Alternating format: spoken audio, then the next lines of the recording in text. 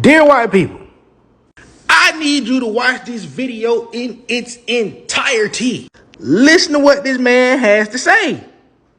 And then hop in these comments and tell me what y'all think about it. The history of America is the history of rich white men telling not rich white people that their enemies are black and brown. It starts in the colonies of what would become the United States. Let's remember, during the colonial period, mid-1600s, there was no such thing as white people. I know some people who are now called white find that shocking, right? Because they think whiteness is real, right? But whiteness was created. Europeans didn't call themselves white. We didn't call ourselves white. We weren't all members of one big happy family. Are you kidding? Have you studied the history of Europe? The history of Europe was about killing each other. That's what we did in Europe. We just killed each other. Before we figured out there were other people to kill, we just killed each other, right? I mean, that was the history of Europe. The English hated the Irish, right? Northern Italians didn't even think that Southern Italians were Italians. The Germans hated everybody, and everybody hated their ass right back, right? There was no team called white, no race called white, but all of a sudden, in the middle of the 1600s, there was. Why? Why was it suddenly necessary to create this thing called the white race? Well, because rich people can count, that's why.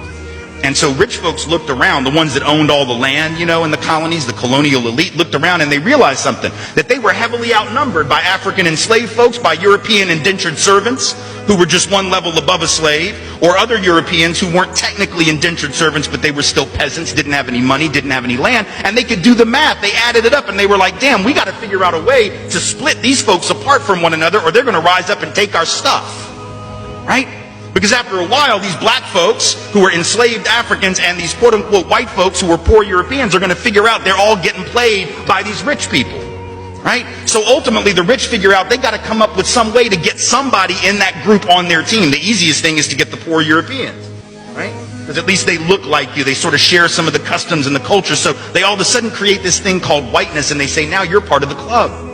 Now we're going to let you testify in court, enter into contracts, vote, at least if you're a man, own a little bit of land, at least if you're a man, right? And we're going to get rid of indentured servitude. No more of that, because you're too good for that. And we're going to take the white men, now called white men, and put them on the slave patrol to keep black people in line.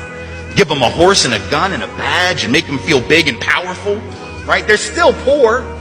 They still don't have anything. They didn't pay the slave patrol well, right? Just exploited them, used them as a buffer between the elite and the other poor folks, particularly poor folks of color. And pretty soon the rebellions that occasionally happened where black and white got together to overthrow the elite, those stopped because the divide and conquer had begun to work, right? You could turn people against each other by telling those poor white folks they got to keep these black people in line. And so that divide and conquer gets initiated in the colonies. Rich white men telling not rich white people that their enemies are black and brown. Because now, it's time for a lot of y'all to wake up too. We got to find out who the puppet master is. We've been going back and forth for too long.